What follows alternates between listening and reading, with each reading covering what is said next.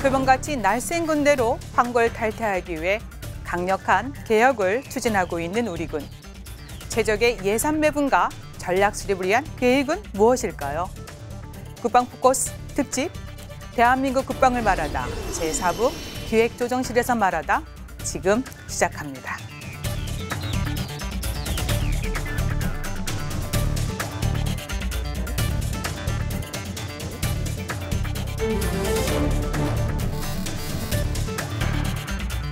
올해도 우리 군이 대면하고 있는 국내외 상황은 녹록지 않습니다. 선제적이고 능동적으로 대응하기 위한 강한 군대 건설이 요구되고 있습니다. 국방개혁은 더는 지체할 수 없는 국민의 명령입니다. 강력한 개혁의 실행력을 높이고 적정 국방 예산을 확보하기 위한 방안은 무엇일까요?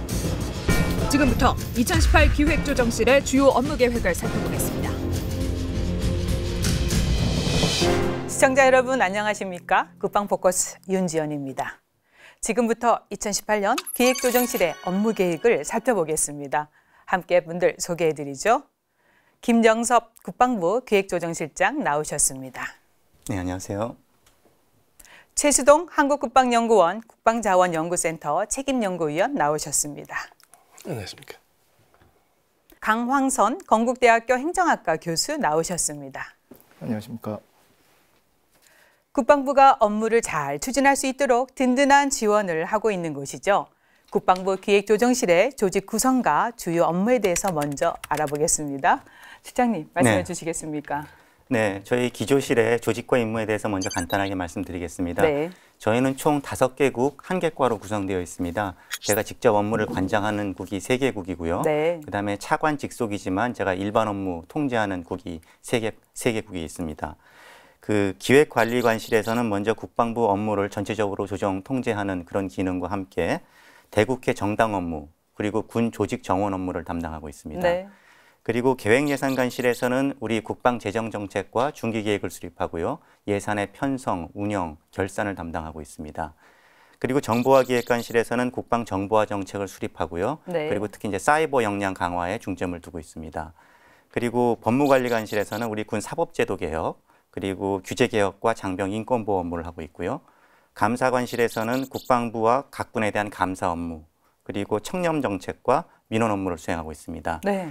그리고 또 어떻게 보면 국방부에 대한 어떤 그 살림살이와 같은 건데 운영지원과에서는 우리 국방부 소속 공무원과 군인에 대한 인사와 격리, 보급 업무 등을 담당하고 있습니다. 네, 그야말로 국방의 핵심 업무를 맡고 계신 것 같습니다. 네. 그렇다면 올해 중점적으로 추진하게 되는 업무는 어떤 것들이 있을까요? 네, 아무래도 국방개혁과 관련된 데 저희도 좀 역점을 두고 있는데요. 네.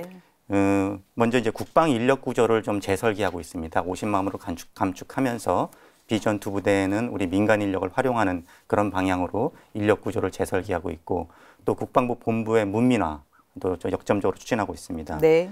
또 국방개혁을 위해서 예산 확보가 중요하기 때문에 적절한 예산 확보와 효율화를 또 신경을 쓰고 있고 정보화 분야에서는 사이버 안보 역량을 강화하는 것, 예. 그리고 법무와 감사 쪽에서는 이제 국민의 신뢰를 회복하기 위해서 군 사법제도 개혁 등을 중점적으로 추진하고 있습니다. 네, 그렇군요. 네. 네, 박사님 지금 설명해 주신 대로 올해 살림살이와 또 국방 운영의 핵심 틀을 담당하고 있는 곳이 또 기획조정실 아니겠습니까? 그렇죠. 지금 설명해 주신 이런 말씀을 듣다 보니까 과연 이 추진 목표가 잘 가고 있는 건지 한 번 더 생각을 해보고 싶은데 어떻게 생각하십니까? 네, 근본적으로 제가 봤을 때는 국방계획 2.0 가장 중요한 현 정부에서 해야 될 일이죠. 네. 거기에 그 핵심적인 업무를 중점 과제로 선정을 한 것 같습니다. 특히 이제 국방 재원 확보나 문민화 같은 것은 아주 중요하죠. 네.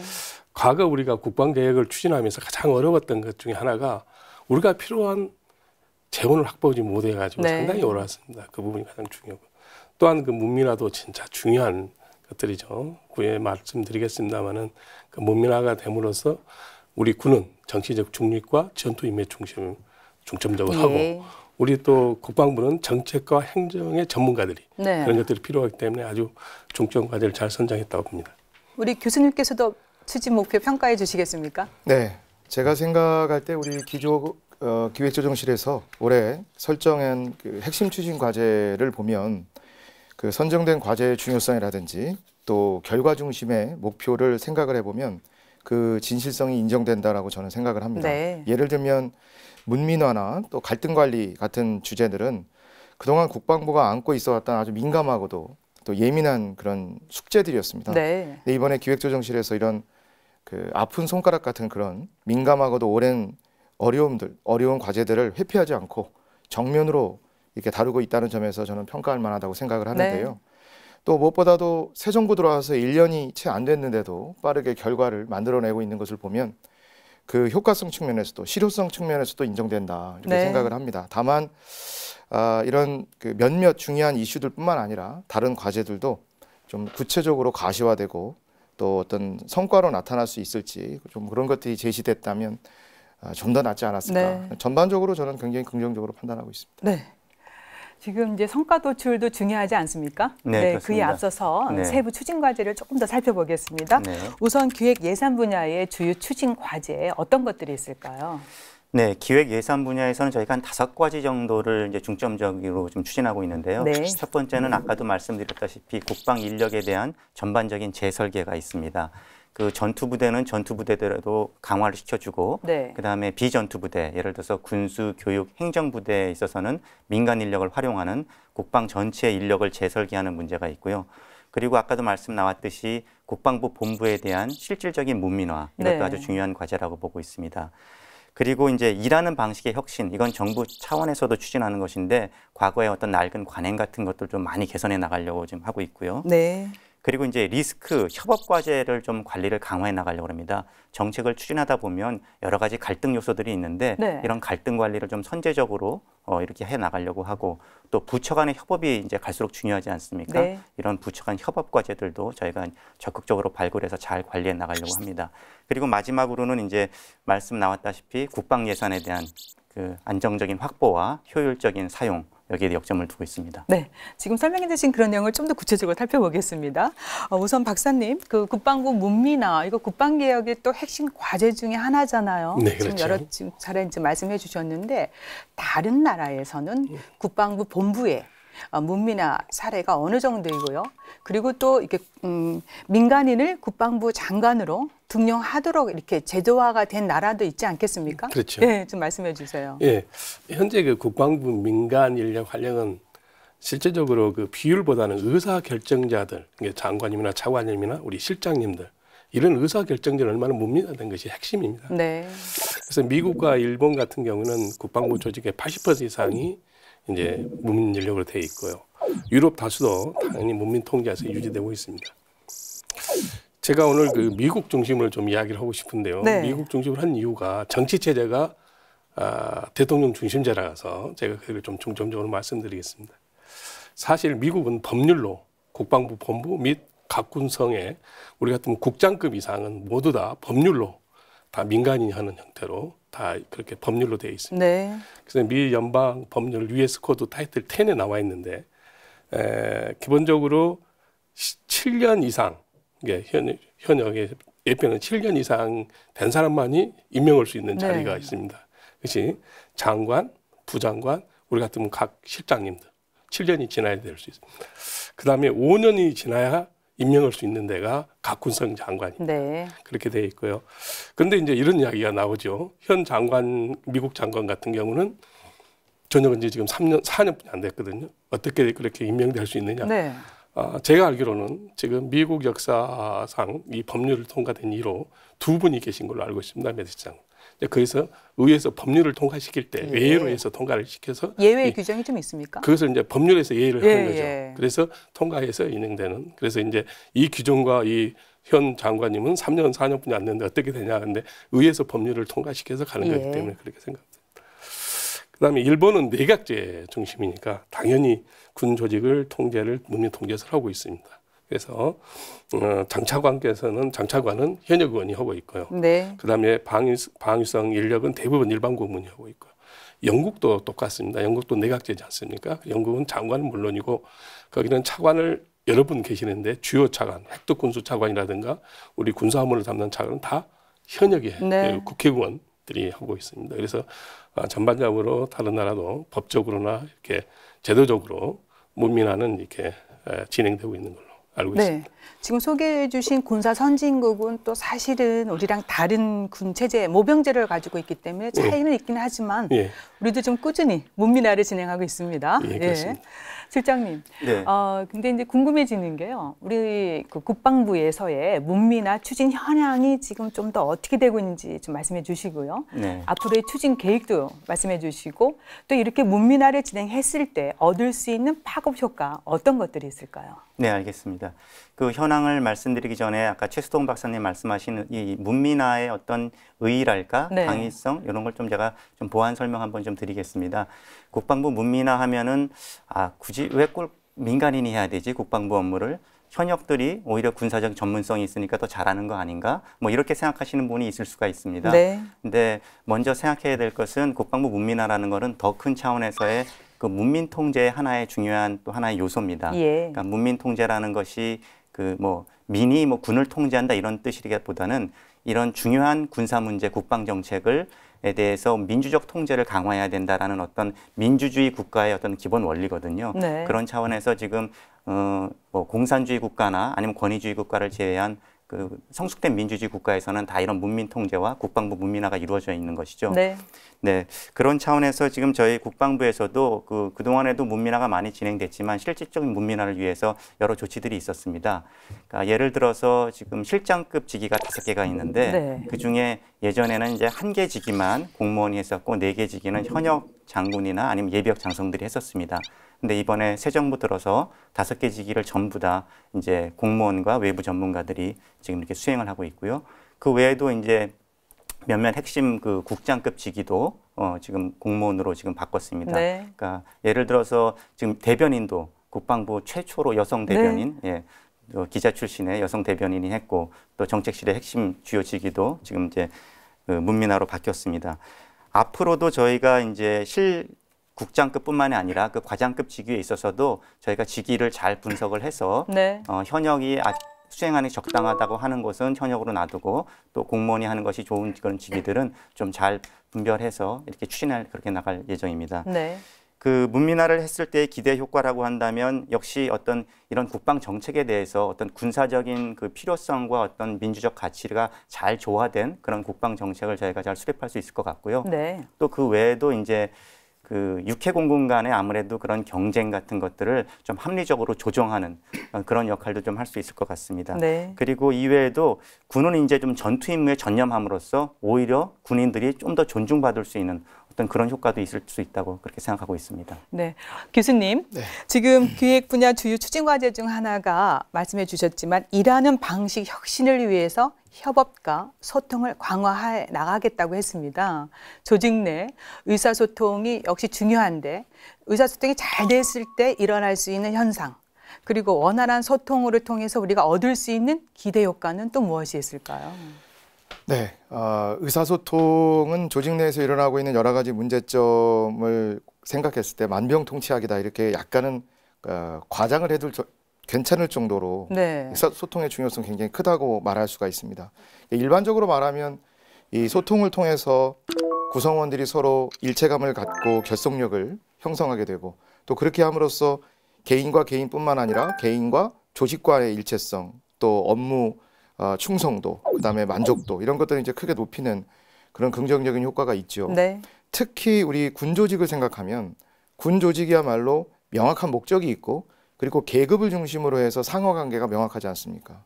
이것이 이제 긍정적인 방향으로 작동을 하면 뭐 말할 나위 없이 좋겠지만 이것이 하나의 이제 부정적인 측면으로 갈 수밖에 없습니다. 예를 들면 이제 칸막이 현상이 나오는 거죠. 네. 계급 때문에 이제 개인과 개인이 칸막이가 이제 형성이 되고 또 명확한 목적을 추진하고 분업화된 조직을 운영하다 보면 부서와 부서가 칸막이가 형성될 수밖에 없는 그런 부작용이 있죠. 네. 그래서 이제 일반적으로 이제 관료 조직 내에서 가지고 있는 이런 어떻게 보면 필연적으로 불가피한 이제 부정적인 현상이라고 볼 수 있습니다. 그래서 우리나라뿐만 아니라 외국에서도 소위 이음새 없는 정부 또는 칸막이 없는 정부 이런 것들을 이제 구현하겠다고 오랫동안 네. 그 정부 혁신의 주제로 선정을 해와서 추진을 하고 있죠.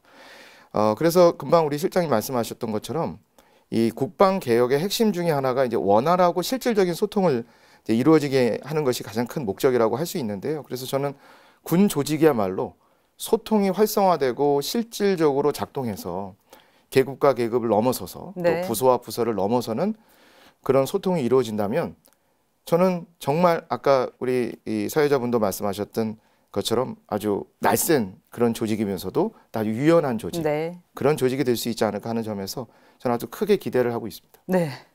실장님, 결국 원활한 소통은 일이 잘하는 조직의 필수 요건이잖아요. 지금 일하는 방식, 혁신 잘해 나가겠다고 말씀해 주셨는데 어떻게 할 계획이십니까? 네, 지금 교수님 말씀 잘해 주셨는데 그 협업과 소통을 저희는 이제 대내적인 협업과 소통과 대외적인 협업 소통으로 좀 나눠볼 수 있을 것 같습니다. 네. 대내적으로도 말씀하셨듯이 저희가 이제 국방 정책에 대해 있어서 조금 구성원들 간에 자유롭게 소통하는 문화를 갖추기 위해서 저희가 여러 가지 노력을 하고 있는데요. 뭐 각종 그 계급별 워크숍을 뭐 활성화한다든지 크로스 네. 미팅을 한다든지 그래서 그 구성원들에게 다양한 소통의 기회를 제공해 주는 노력을 하고 있고요. 그 외에도 뭐 이제 과장급 이상한 데는 소통 리더십 같은 것도 지금 저희가 많이 실시를 하고 있습니다. 네.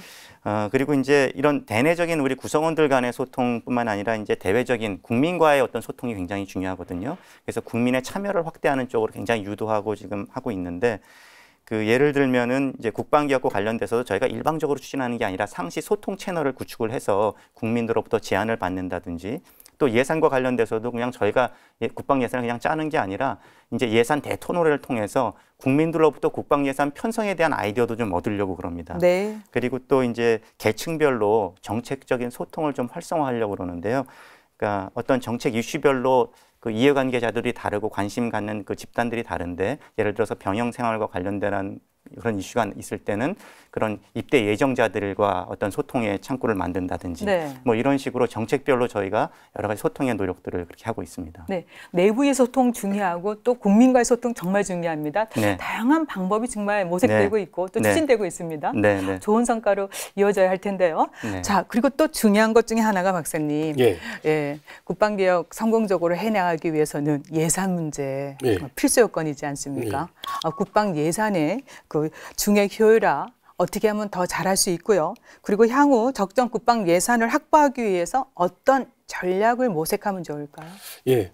먼저 그 개혁에 대해서 선진국도 국방개혁을 많이 하는데 우리 요구는 좀 상이하다는 것을 먼저 말씀을 좀 드리겠습니다. 선진국 같은 경우는 대부분 위협의 좀 감소라든지 그다음에 복지라든가 이런 부분에 우선순위가 높아서 이제 자원의 그 재원의 압박으로 와서 하는 거고 우리 같은 경우에는 국방개혁이 이제 청년 인구의 절벽, 네. 그다음에 북한의 핵미사일 위협의 증대, 그다음에 그 의무복무 기본권이라 할까요? 그런 데에 대한 개선 그런 측면을 하다 보니까 우리는 좀 어차피 그 소요 재원이 좀 증가할 수밖에 없는 네. 게 좀 우리가 좀 다른다는 것을 먼저 말씀드리고 지금 현재 그 김정은 집권 이후에 12년부터 17년까지 핵미사일 실험을 총 84회를 했습니다. 네. 또한 그 의무복무급 기본급 개선 측면에서 지금 우리가 18년에 올해 그 병봉급을 즉 병장급을 87.8%로 올렸고요. 네. 또 이에 따라서 지금 중기 기간에 그걸 하다 보면 연간 한 1조 정도 소요가 될 것 같습니다. 예. 기본 그 우리 의무병에 대한 기본권을 개선이라고 그런 측면에서 볼 수 있고요. 또 병력은 50만으로 할 수밖에 없고 복무 기간은 18개월은 이러한 계획을 하려면 추가적인 소요가 당연히 재원 소요가 많이 네. 나올 수가 없는 불가피성이 있다. 이 부분을 우리 국민이나 모두가 좀 인식을 했으면 좋겠다는 생각을 들고요.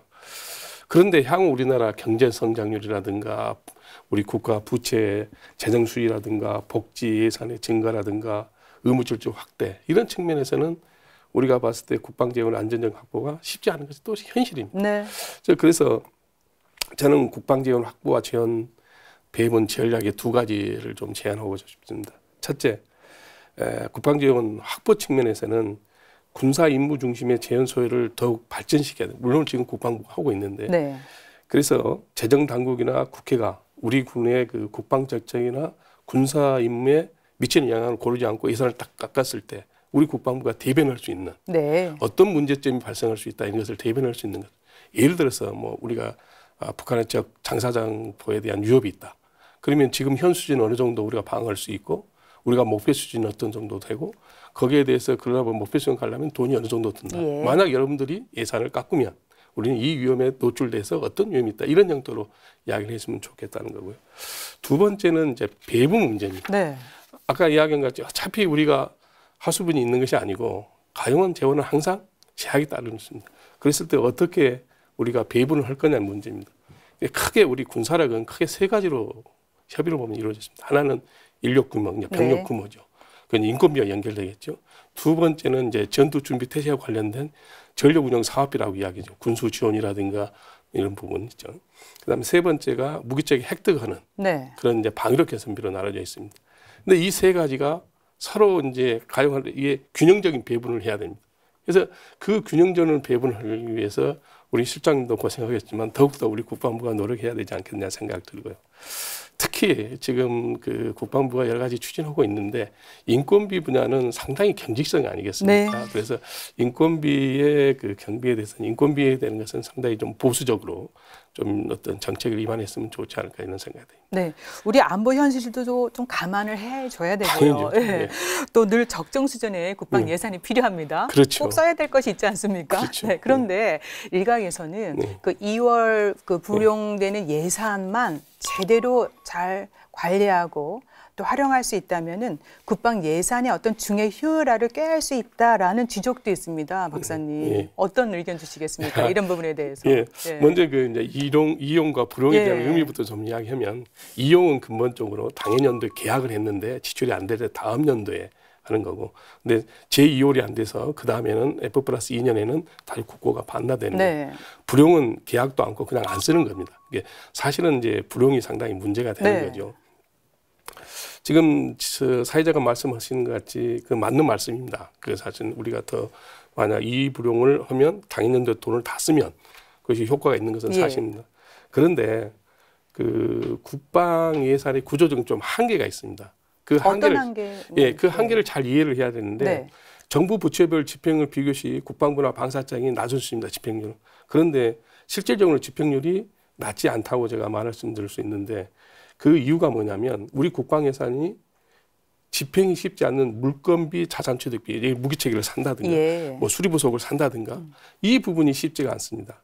그래서 대부분 지금 우리가 15년 기준을 보면 국방부 및 방사청이 타 부처보다 이 물건비하고 아까 말하는 자산취득만 하면 더 집행률도 높습니다. 그래서 우리가 그렇게 집행이 낮은 수준은 아니다는 것을 해야 되고, 그러면 이제 그 참고로 말씀드리면 정부의 2월 2불용의 99%가 물건비와 자산취득비입니다. 그래서 이제 이것을 많이 있는 우리 국방부는 한계가 있다. 다시 한번 이것이 우리가 이야기하면 두 번째는 왜 이렇게 우리가 집행률은 낮다고 이야기하냐면 예자 구매가 많습니다. 우리가 특히 이제 방위력 개선 예자 구매를 하려면 계약 기간, 협상 기간, 계약 기간 얼다 보니까 많죠. 세 번째 문제는 이제 방사청의 이 방위 사업의 특성이 있습니다. 특히 그래서 어려운데 이 방위 사업이 그 방위력 개선비가 좀 낮은 이유가 첫 번째는 투명성 강화 지원에서 수많은 제도와 규정이 있습니다. 방사청 가면 너무 많습니다. 투명성을 해가지고. 두 번째가 이제 복잡한 사업 추진 단계. 참 이 획득 단계가 복잡합니다. 쉽지 않죠.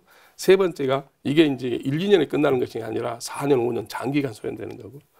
그다음에 넷째가 시험 평가라든가 수락 검사 과정에서 성능이 미충족될 수 있습니다. 이거 처음 하는 거기 때문에 그러다 보니까 이제 우리가 2월이 많고 불용이 좀 많은 건데 절대적으로 우리가 그 물건비나 자산취득만 따지면 그렇게 우리가 타부처보다 더 잘하고 있다 이렇게 말씀드릴 수 있고요.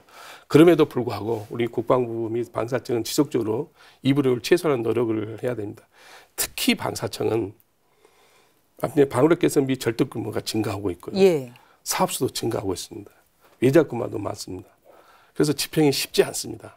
사실 집행률이. 그래서 이런 것을 좀 집행률을 제고하기 위해서는 첫 번째 사업관리 유연성 확보, 좀 유연하게 이제 하는 부분이 있고, 두 번째는 그 패키지 시설 사업이 좀 집행률이 낮습니다. 이게 좀 중점 관리가 필요합니다.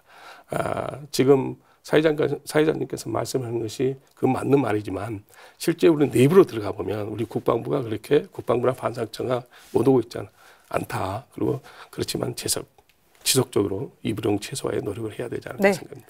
계속해서 제도 개선해 나가야 되겠죠. 그렇습니다. 실장님, 이런 의견 어떻게 생각하시고요? 또 우리 안보 환경을 역시 고려해 본다면 국방 예산의 증액은 어찌할 수 없는 현실 아니겠습니까? 네. 네, 국방 예산의 증액 및 효율화에 대해서 좀 더 부연 설명해 주시겠습니까? 네. 먼저 그 최수동 박사님께서 그 이부령 문제 좀 잘 설명해 주셔서 감사드리고요. 좀 불가피하고 어려운 면이 좀 있습니다. 그 이부령을 줄이기 위한 많은 노력을 하지만 그 뭐 대표적으로 보통 다른 부처 같은 경우는 물건을 사온다고 하더라도 상용품이거든요. 네. 시장에 있는 것을 바로 사면 되는데 우리 군수물자라는 건 또 우리 군사 구격에 맞게 또 하다 보면 그게 시간이 걸려서 이제 그해 못 쓰고 2월 되는 경우도 있고요. 아까 말씀드린 듯이 이제 외자도 많고 예. 또 이런 경우도 있고 또 이제 군대다 보니까 이제 굉장히 유류 예산도 많은데 국제 유가에 따라서 네. 또 이제 부용되는 경우도 있거든요. 이건 뭐 잘못된 것이 아닌데 어쨌든 금액이 크게 남기는 면도 있고 그래서 이런 측면에서 좀 어쩔 수 없는 면이 있다는 걸 좀 말씀드리고요. 그럼에도 불구하고 저희가 좀 더 뭐 먼저 그 집행 준비를 그 사전에 한다든지 여러 가지 방법을 통해서 이부령도 좀 최소화하려고 노력을 하고 있습니다. 네. 그리고 이제 예산 편성 이제 확보와 관련돼서는 중요하죠. 지금 작년 18년에 올해 국방비 증가율이 7.0%였습니다. 그 과거 이제 이명박 박근혜 정부 때 4%대 초반, 5%대 초반이었는데 이번 새 정부 들어와 가지고 우리 국방에 대한 어떤 그 관심과 의지를 읽을 수 있는 그런 예산 배분이었는데요. 네. 앞으로도 좀 기재부와 긴밀히 협의해서 그 안정적인 예산이 확보될 수 있도록 저희가 노력을 하려고 합니다. 그러기 위해서 특히나 이제 중요한 곳에 좀 예산이 잘 배분되는 것이 중요할 것 네. 같습니다. 그래서 이제 북핵 대비 관련된 전력이라든지 또 전시작전권 전환에 필요한 전력이라든지 이런 부분에 좀 중점을 두겠고 또 그 외에도 지금 이제 그 교육 훈련이나 그러니까 평시 전투 준비 태세를 갖추는 그런 예산들 더군다나 이제 장병 복지에 관해서도 이제 소홀히 할 수 없기 때문에 그 좀 그 균형되지만 또 우선순위를 감안한 그런 예산 배분이 될 수 있도록 노력하겠습니다. 마지막으로는 이제 예산이 필요하다 그냥 이렇게 달라고만 할 것은 아니고 국방부도 좀 자구 노력을 하려고 합니다. 네. 그 국가 전체적으로 재정 여건에 이렇게 녹록지는 않거든요. 네. 그래서 저희가 효율화 작업을 굉장히 열심히 하고 있습니다. 이제 세출 구조 조정이죠. 그래서 제로 베이스에서 과거 관행대로 그냥 하는 것이 아니라 원점에서 재검토해서 필요 없는 사업은 죽이고 필요한 사업에 좀 재원이 배분될 수 있도록 그렇게 노력해 나가고 있습니다. 적재적소에 필요한 예산은 확보를 해야 되고 또 잘 써야 되고요. 지금 말씀해 주신 대로 효율화 부분을 좀 더 강조해 주시고 업무를 좀 잘 추진해 줬으면 좋겠습니다. 네. 자, 그럼 다른 주제로 넘어가 보겠습니다. 네. 올해 주요 그 추진 중점 사항 중에 그 정보화 분야 있지 않습니까? 네. 추진 과제 말씀해 주시겠습니까? 네, 정보화 분야에서는 저희가 크게 한 3가지 정도 생각하고 있습니다.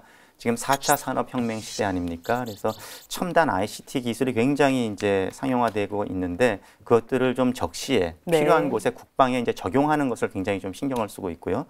두 번째로는 이제 그 국방 사이버 안보 역량을 좀 강화하는데 좀 노력을 기울이고 있습니다. 예. 그리고 마지막으로는 그 병사들의 병영 정보와 환경 개선에도 좀 신경을 쓰고 있습니다. 네. 이제 우리 병사들이 군에 들어가면 아무래도 그 정보 단절이 있고요. 그래서 그런 것을 해소해 주려고 하고 또 이제 군 복무하면서도 어떤 자기 개발을 할 수 있도록 그런 차원에서 국방 정보화의 인프라 같은 것들을 저희가 노력을 좀 기울이고 있습니다. 네, 좋은 지금 추진 과제가 선정되어 있습니다. 교수님, 4차 산업혁명 이 용어는 뭐 우리나라 뿐만 아니라 전 세계적으로 좀 화두가 되고 있습니다. 이 개념을 좀 더 부연 설명해 주시고요. 국방 분야에 이거를 적용했을 때 어떤 효과를 우리가 또 기대해 볼 수 있을까요? 요즘에 우리 사회에서 4차 산업혁명이라는 말을 하지 않으면 대화에 낄 수 없을 정도로 이게 일반화된 단어가 되고 있는데요.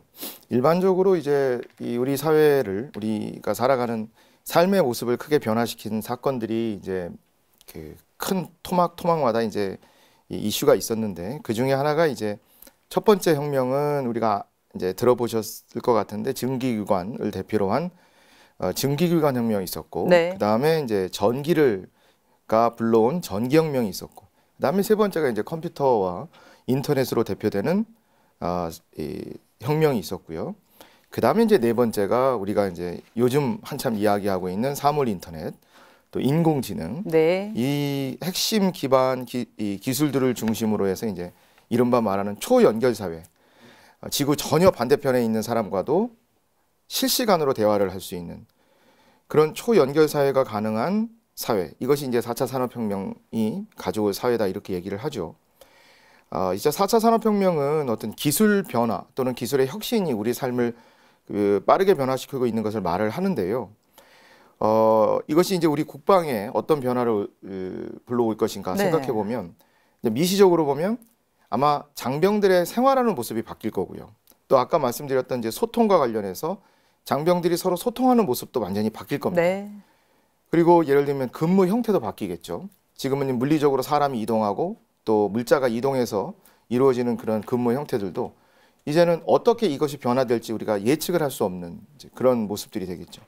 생각해 보면 불과 한 30년쯤 전에 우리가 화면을 보고 전화를 하는 것을 우리가 상상이나 했겠습니까? 네. 영화에서나 볼 수 있었던. 근데 지금은 너무 일반화가 됐죠. 그리고 우리가 이제 요즘 흔히 볼 수 있는 자율자동차라는 거. 그러니까 불과 몇 년 안 됐던 얘기지 않습니까? 근데 지금은 이제 상용화가 되고 있다 이겁니다. 예. 그러니까 그 속도가 점점점 짧아지는 거예요. 우리가 조금 더 있어야 되겠지라고 생각했는데 어느새 우리 이 삶을 변화시키고 있죠. 자, 이렇게 된다면 우리 이제 4차 산업혁명 시대에 이제 도래를 하면 이미 도래를 했고요. 네. 그렇게 되면 이제 우리 이 군 조직 내에서 예를 들면 옛날에는 그냥 넘겼던 정보, 지식 이런 것들이 이제 하나하나 모이면 그것이 하나 이제 자원이 되는 거죠. 예. 그러니까 요즘 이제 흔히 말하는 빅데이터라고 하는 것들.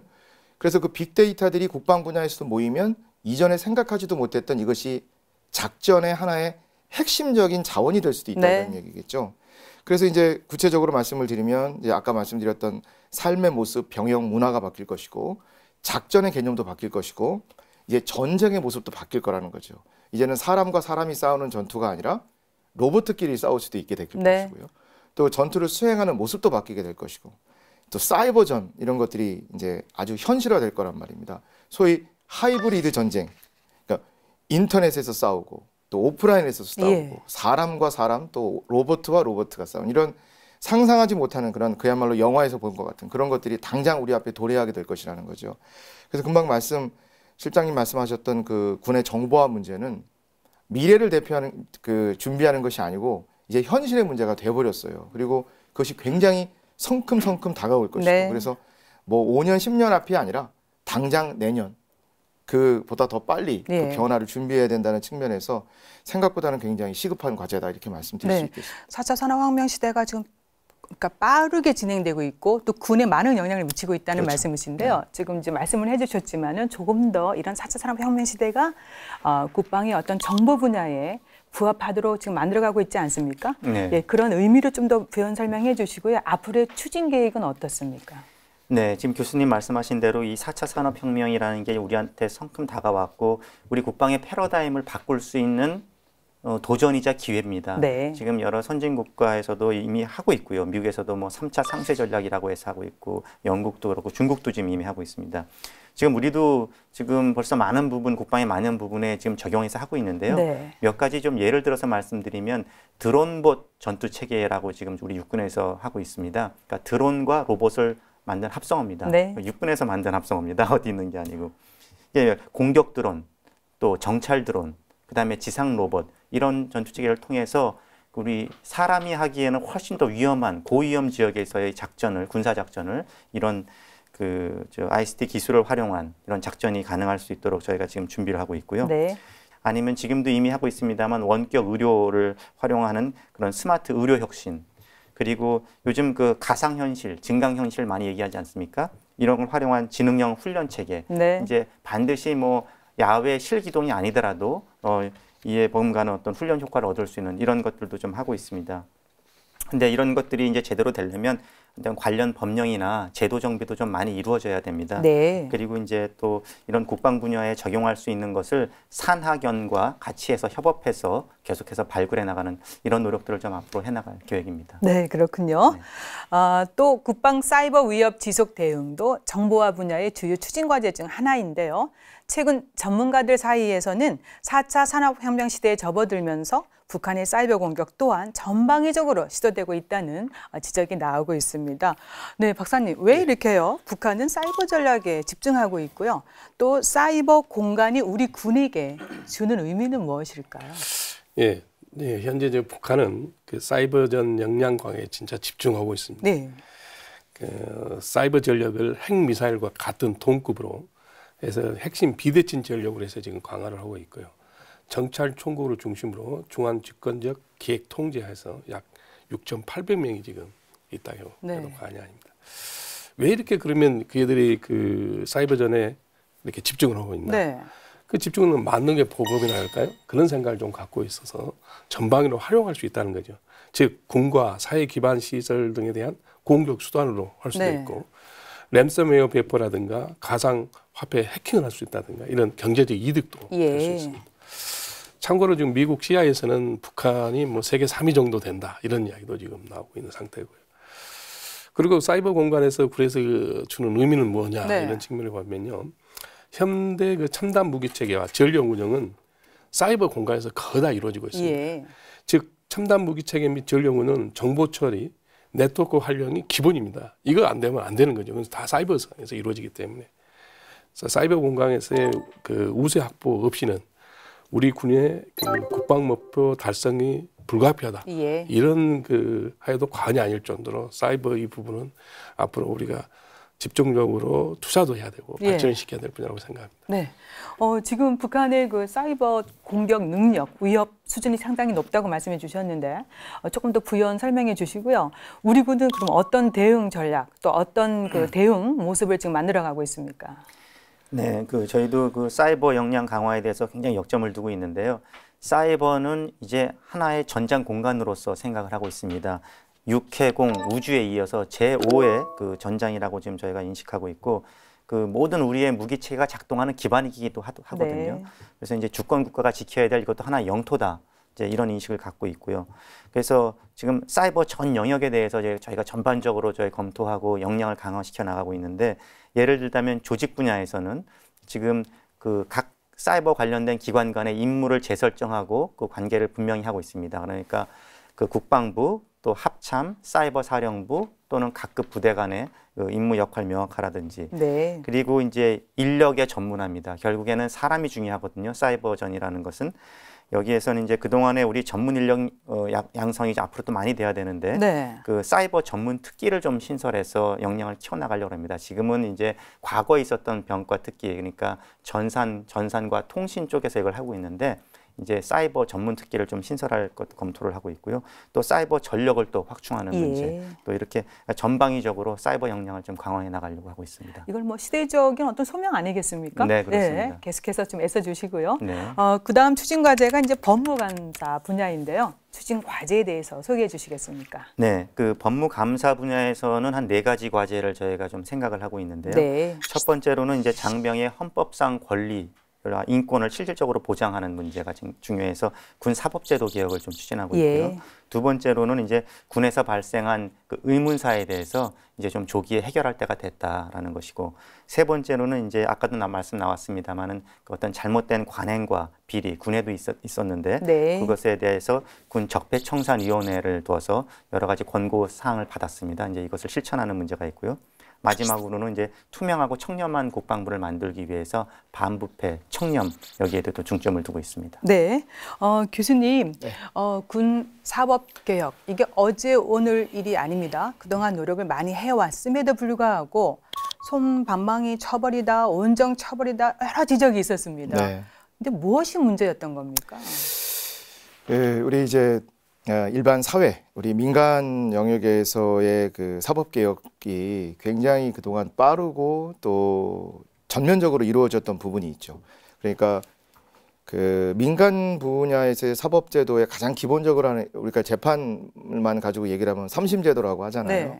상황이 발생한 그 지역 또 그 당사자가 살고 있는 거주지에서 한번 재판을 받고 그 다음에 고등법원 그리고 대법원 그러니까 서로 다른 법원에서 서로 다른 재판관들의 시각에서 3번 재판을 받지 않습니까? 예를 들면 삼심제도라고 우리가 보통 알고 있는데 이런 기본적인 어떤 이런 그 사법제도가 군 조직의 특성 때문에 1심과 2심이 이제 군사법원에서 이루어진다 이겁니다. 그러니까 이제 예를 들면 이렇게 이제 군 조직의 특성으로 인한 사법제도였으나 어쨌든 그것이 민간 영역과는 너무 많이 차이가 나고 또 그로 인해서 국민들도 어색해하고 또 이것이 뭔가 크게 다르다. 그 다름으로 인해서 나타나는 문제가 그것이 누적되다 보니까 이제 거기서 나오는 이제 부작용들이 도드라져 보이는 거고요.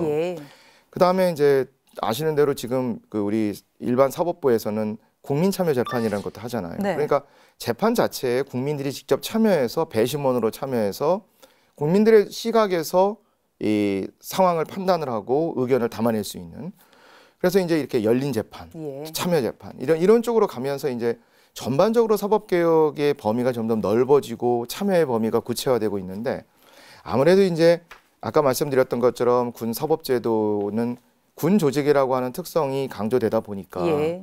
이제 일반적인 민간에서의 변화의 범위나 속도하고는 좀 차이가 있었던 거죠. 네.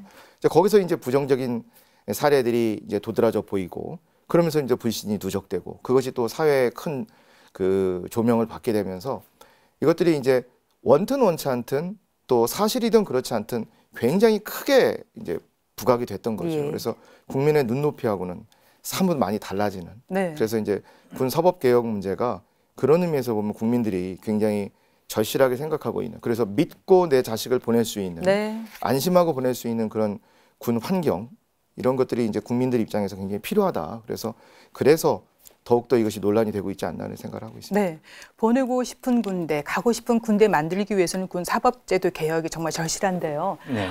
또 우리 군의 특수성을 또 잘 감안해서 이런 개혁이 진행이 돼야 되겠는데요. 실장님, 군 사법제도 개혁의 목적 그리고 주요 내용을 좀 더 설명해 주시겠습니까? 네. 지금 저희 군에서 하고 있는 그 군사법개혁과 관련된 내용들을 좀 설명을 드리면요. 크게 세 가지입니다. 이제 첫 번째가 이제 군사법원 분야인데요. 여기 이제 독립되고 아까 말씀하신 공정한 재판을 받을 권리와 연관되어 있습니다. 지금 그 1심, 2심을 다 군사법원에서 받는 문제 지적하셨는데, 그래서 평시에 항소심 군사법원은 폐지하고 네. 이제 민간 법원에서 이걸 담당하게 이렇게 제도 개선을 하려고 그러고요. 또 1심 군사법원장도 민간 그 법조인에서 충원하는 그런 안을 지금 검토를 하고 있습니다. 네. 그래서 우리 군 장병도 결국엔 제복 입은 시민이기 때문에 공정하게 재판받을 권리를 보장해주는 차원에서 지금 검토가 되고 있고요. 예. 두 번째는 이제 군 검찰과 군 사법 경찰 분야입니다.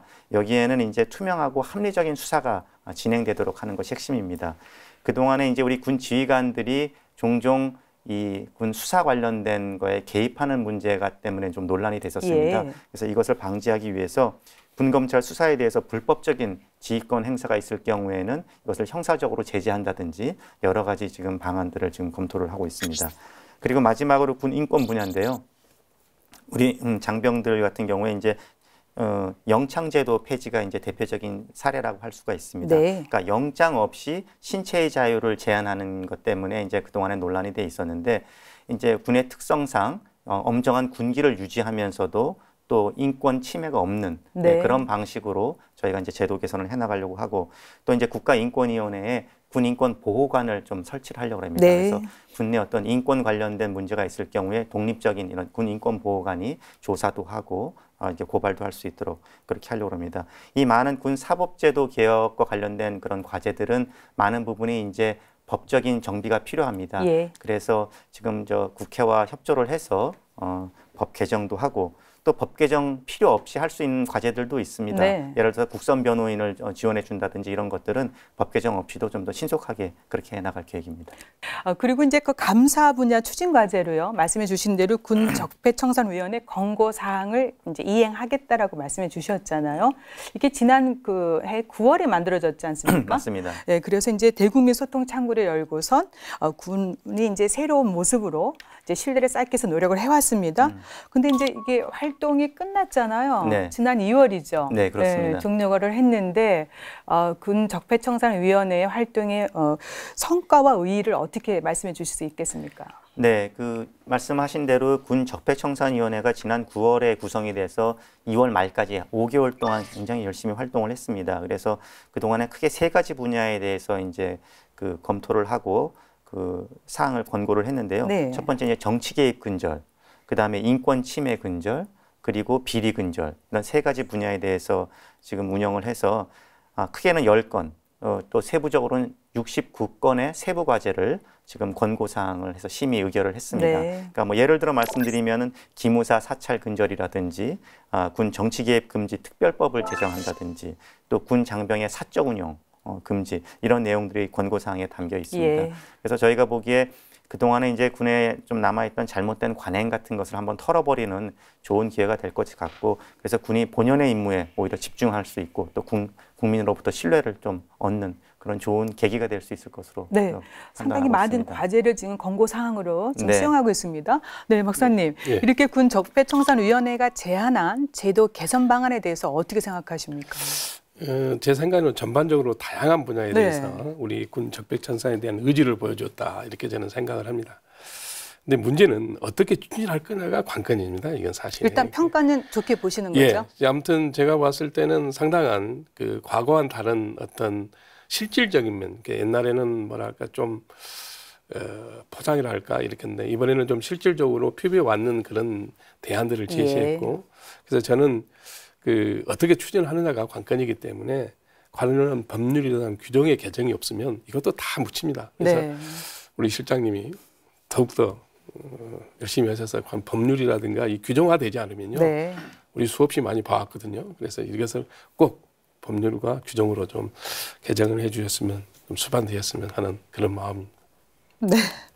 실장님 그렇게 해주실 거죠? 네, 물론입니다. 계획 어떻게 되는 겁니까? 적폐청산위원회는요. 지금 말씀 주신 대로 이제 법으로 또 시스템으로 다 제도화를 해서 이제 네. 정착되도록 할 거고요. 지금 권고사항의 대부분은 저희가 적극적으로 수용해서 이행하려고 그러고, 또 이것을 이제 개별 관련된 부서에 맡기기보다는 이행관리 추진 체계를 지금 구성할 겁니다. 그래서 네. 국방부 차관이 이 장이 돼서 이 소관 부서들이 다 참여해서 주기적으로 지금 이 권고사항과 우리 국방부가 해나갈 것들을 이렇게 점검해 나가고, 네. 또 이행될 때마다 또 국민들께 또 발표드리고 이런 기회를 가질 예정입니다. 네. 네. 좀 열심히 해주시기를 기대해 보겠습니다. 네. 또 이제 문재인 정부는 또 반부패 개혁으로 청렴 한국을 실현하겠다라고 국정 과제로 삼았습니다. 네. 그래서 이제 국제투명성 기구가 평가하는 부패 인식 지수 22건으로 이제 올리겠다고 했는데, 더불어 국방부도 반부패 청렴 정책 추진 계획을 만들었습니다. 네. 어떤 내용입니까? 네, 그 반부패 청렴 정책은 우리 국정의 하나의 큰 축인데요. 국방부도 여기에 적극적으로 동참하고 있습니다. 국방부가 그동안 사실 어떤 이 청렴한 국방부, 청렴한 군, 투명한 군을 위해서 많은 노력을 했는데, 내부적인 노력을 했는데 사실 좀 미흡한 면이 있었습니다. 예. 우리 안타깝지만 방산비리 건도 있었고요. 국민들이 아직 미진하다고 생각하시는 것 같습니다. 그래서 이번에는 이 내부적인 노력에 더해서 외부의 감시와 참여를 좀 유도하고 저희가 적극적으로 좀 받아들이려고 합니다. 그러니까 예를 든다면은 청렴 옴부즈만 제도, 그러니까 국방부에 설치하지만 굉장히 독립적으로 운영하려고 그러는데요. 네. 그 뭐 5인 이내의 어떤 민간인으로 구성이 돼가지고 이런 청렴과 관련된 일이 있을 때 신고 접수 받고 조사하고 또 감사도 청구할 수 있는 네. 뭐 이런 제도도 운영하려고 하고, 또 민군 청렴 협의체를 구성해서 뭐 국방뿐만 아니라 각 군 간에 다 이렇게 그 민간 위원들이 50% 이상 참여하는 이런 협의체도 구성해서 우리가 자문도 받고 제도 예. 개선도 계속해서 해나가려고 합니다. 그 외에 이제 내부 신고가 상당히 중요한데, 내부 신고자들을 이제 보호할 수 있는 여러 가지 장치들도 저희가 이제 염두에 두겠습니다. 네, 지금까지 올해 기조실의 중점 추진 정책을 살펴봤습니다. 끝으로 계획대로 잘 추진하기 위해서 필요한 사항은 무엇인지 한 말씀씩 듣고 가겠습니다. 강 교수님 먼저 말씀해 주시겠습니까? 저는 이 지금 말씀하신 내용에 대해서 두 가지 사자성어는 아니고요. 두 가지 흔히 하는 말들만 좀 먼저 말씀을 드릴게요. 첫 번째가 명실상부입니다. 네. 지금 우리 오늘 논의되었던 이런 그 키워드들을 좀 생각해 보면, 정말 참 새로운 정부가 들어와서 사회 변화가 많이 일어나겠구나 하는 기대감을 갖죠. 예를 들면 이렇게 공개된 장소에서 방산 비리를 얘기하고, 또 군인의 인권을 얘기하고, 네. 또 부패 문제를 얘기하고, 또 문민화를 얘기할 수 있다는 게 그만큼 사회가 변하고 있다는 거 아니겠습니까? 정말 명분이 분명하고 바른 방향 설정이라고 할 수 있겠죠. 그렇다면 이제 이것들을 어떻게 실제적으로 구체화시켜서 효과로 이제 보여줄 것인가가 네. 중요하잖아요. 사실은 우리가 말의 잔치가 되지 않으려면 이런 것들을 구체적으로 관리를 해야 된다고 저는 생각을 해요. 그래서 아까 실장님 말씀하셨던 내용 중에 아까 우리 적폐청산 관련해서 이행관리 추진체계라는 이런 말씀을 하셨거든요. 지금 국방부가 잘하고 있는 그런 제도적인 그 운영하는 것 중에 성과관리가 있습니다. 네. 국방부의 성과관리 제도는 우리나라의 그 중앙부처 중에서도 상당히 모범적으로 잘하고 있는 것으로 우리가 지금 평가를 받고 있습니다. 네. 실질적으로. 그렇다면 이런 국방개혁 과제들을 하나하나 목표와 수단, 거시적인 목표와 구체적인 전략적 과제와 실제적인 이행 과제 이렇게 쭉 늘여놓고 이런 것들을 단계적으로 구체적인 목표, 구체적인 지표로 관리를 하여서 이제 구체적인 성과로 보여주는 그래서 이제 명실상부라고 하는 말을 꼭 하고 싶고요. 그 성과관리제도 안에 이제 들어있는 구체적인 이제 그 활용하는 그 윤활유와 같은 것들이 있어요. 그게 이제 뭐냐면 공유와 소통이거든요. 네. 그러니까 실장님 말씀하신 내용 중에서 우리가 구체적인 이런 단계별로 성과를 모니터링을 하고 그 결과에 대해서 국민들에게 공개하고 네. 또 국민들에게 공개하고 또 부대 전체에게 공유하고 또 육해공군 3군이 공유하고 이런 어떤 공유와 소통이 이루어져야 된다. 실질적으로. 또 이전에 우리 그 대통령을 지내셨던 한 분께서 말씀을 하셨어요. 구체적으로 이제 고 노무현 대통령께서 말씀하셨던 내용 중에 제가 아주 감동을 받은 게 있는데요. 호시우행이라는 말씀을 하신 적이 있습니다.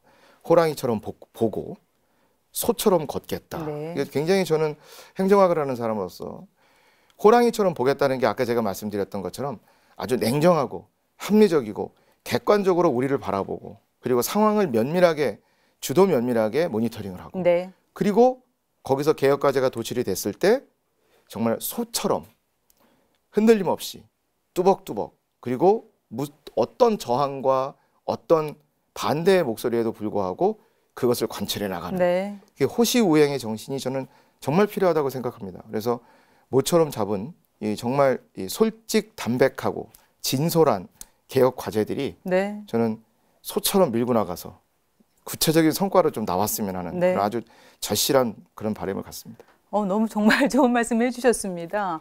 추진 과제, 설정, 그리고 관리, 그리고 결과 도출, 그거를 또 국민에게 또 알리고 우리 군에게도 알리는 다양한 역할을 정말 수행해달라고 부탁 말씀. 예, 시장님 꼭 기억하셔야 되십니다. 네. 박사님께서도 한 말씀 해주시죠.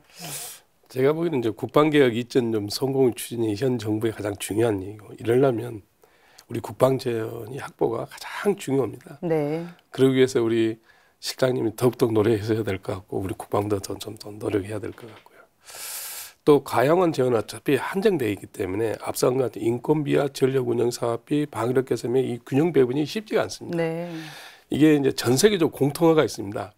어떤 무기 체계를 사냐에 따라서 각군은 각군의 사이즈와 세프가 결정한다. 네. 사이즈는 각군의 규모입니다. 각군의 규모는 뭐를 만드냐면 사람이 많으면 진급자도 많아지는 겁니다. 세이프는 우리가 보통 군 구조라고 합니다. 군 구조는 우리가 뭐 병력 구조, 전력 구조 이렇게 네 가지 구조를 말하는데 지휘 구조, 병력 구조, 부대 구조, 전력 구조를 말합니다. 이 구조가 달라집니다. 그렇기 때문에 각 군은 항상 새로운 무기체계 사는데 훨씬 더 관심이 많습니다. 네. 반면에 우리가 레드니스 말하는 전투 준비 때 훈련을 얼마 할 거가 하냐, 그다음에 그런 관련대에 따라서 들어가는 비용 이런 부분에는 관심이 좀 적게 돼 있습니다. 네. 그것은 우리나라뿐만 아니라 전 세계적으로 공통적인 상황입니다. 그래서 지금 우리가 삼축 체계하고 전자군은 당연히 방위력 그 개선비 획득을 잘 해야 되지만 그것도 펴야 되지만 그런 측면에서 좀 전력용 사업비에 대해서 균형 배분해야 되고 또 한 번 강조하고 싶은 것은 인건비는 참 경직성 경제입니다.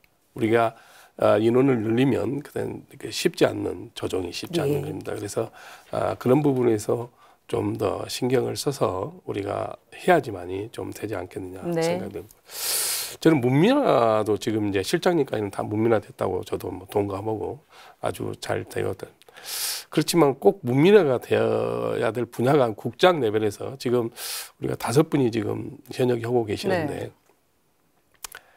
앞서 언급한 것 같이 전력 증강은 무조건 중요합니다. 그래서 전력 증강을 책임지는 그런 부분도 좀 문민화가 됐으면 상군의 균형적인 감각을 갖고 그런 것이 좀 중요하지 않을까 그런 생각 들고요. 끝으로 제가 말씀드리고 싶은 것은 이제 국방개혁 2.0이 미래의 국방을 진짜 잘 추진하고 미래의 국방을 책임지는 세대 이런 세대들한테 이제 부담되지 않게 좀 더 치밀하고 좀 어떤 후세에 부담되지 않으면서 우리가 잘할 수 있는 그런 방향으로 좀 나갔으면 좋겠다 하는 생각을 좀 해봅니다. 네, 잘 알겠습니다. 네, 실장님 마무리 말씀 부탁드리겠습니다. 네, 오늘 뭐 짧은 시간에 여러 가지 말씀을 나눈 것 같습니다. 근데 압축적으로 말씀을 드려서 그렇지 사실은 하나하나 과제가 굉장히 의미가 크고 어려운 과제들이 많이 담겨 있었습니다. 지금 국방부 문민화도 그렇고요. 그다음에 우리 군 적폐청산위원회 그 권고사항을 이행하는 문제도 그렇고, 우리 또 군 사법제도를 바꾼다는 거, 그거 얼마나 큰일입니까? 네. 또 이제 예산 확보에 대해서도 그렇고, 이 모든 것들이 지금 간략하게 말씀드렸지만 하나하나가 굉장히 중요하고 또 많은 어려움들이 내부적으로 있습니다. 그래서 지금 이제 이 정부 초반에 저희가 이런 국방개혁 차원에서 이런 것 계획들을 잘 좀 수립했다고는 판단이 드는데, 아까 강 교수님 말씀하셨듯이 이것을 어떻게 잘 이행해 나가고 네. 또 중간에 점검하면서 또 평가하고 그걸 또 국민들하고 소통하고 또 이런 것이 굉장히 중요할 것 같고요. 또 그동안에는 제가 과제를 저희가 말씀드리면서 이제 주로 기대 효과나 이런 측면에서만 말씀드렸지만 하나하나에 대해서 좀 우려하시는 분들도 있고 하기 때문에 그런 부분에 대한 소통도 굉장히 중요할 것 같습니다. 아까 제가 미처 말씀 못 드렸지만 예를 들어서 뭐 문민하다 그러면 아무래도 좀 군사적 전문성이 떨어지는 사람들이 국방 정책을 하는 거에 대한 우려도 있을 수가 있거든요. 네. 그래서 이런 부분에 대해서 이걸 어떻게 보완할 것이냐. 또 지금 물론 국방부에 뭐 10년, 20년 쭉 오랜 기간 경험과 갖춘 공무원 후배들이 커오고 있습니다만 또 필요하다면 외부 전문가를 충원해서 할 수도 네. 있는 것이고요. 또 어느 날 갑자기 뭐 한꺼번에 다 하는 것은 아니라 이제 단계적으로 해나가는 이런 여러 가지 방안들도 있을 겁니다. 그리고 이제 그 외에도 아까 뭐 군 사법제도 개혁이나 이런 것도 여러 변화들이 있지만 또 군 본연의 임무가 있으니까요. 예. 군 기강을 엄정하게 확립하고 또 본연의 임무를 또 수행하는데 또 이것을 이완시키면 안 되기 때문에 이런 분야에 있어서도 국민들이 혹시라도 우려하지 않게끔 여러 가지 보완 대책과 함께 간다라는 것도 저희가 소통 노력을 좀 앞으로 좀 잘 해나갈 계획입니다. 그래서 이제 저희 기조실은 뭐 크게 보면은 두 가지 역할 아닌가 싶습니다. 국방부 전체 업무에 대한 어떤 조정 종합부서이기도 하고요. 그리고 이제 또 대내외 어떤 소통을 책임지는 연결고리이기도 합니다. 네. 대국회 정당과 관련돼서도 그렇고. 그래서 저희가 이런 역할에 충실을 해서 이런 어려운 국방정책, 국방개혁의 과제들을 지금 대내외적으로 잘 소통하고 있고 이런 역할을 좀 잘 해나가겠습니다. 네, 올 한 해 그 어느 때보다도 제일 분주할 것 같습니다. 네. 네, 계속해서 추진과제 실행까지 좀 애써주시기를 또 기대해 보겠습니다. 네, 감사합니다. 지금 이제 우리 군이 새로운 도약을 추진하고 있지 않습니까? 네. 지금 실장님 말씀해 주신 대로 그러기 위해서 성공적인 국방개혁 2.0은 우리 안보 환경도 고려하고요. 또 시대에 부합하는 제도 개선을 위해서 매진하고 있습니다. 계속해서 두 분도 좀 애써주시고요. 네. 네, 시청자 여러분들께서도 많은 관심 가져주시기를 또 기대해 보겠습니다. 네, 오늘 도움 말씀은 여기서 마치겠습니다. 고맙습니다. 감사합니다. 네, 감사합니다. 국방개혁 2.0의 성공을 위해 국방부는 대국민 소통과 공감에 더욱더 주력해 줄 것을 강조해 보면서 특집 국방 포커스 2018 대한민국 국방을 말하다 4부는 여기서 마치겠습니다. 다음 주 제5부 국방정책실에서 말하다에서는 여석주 국방정책실장과 함께 찾아뵙겠습니다. 고맙습니다. 안녕히 계십시오.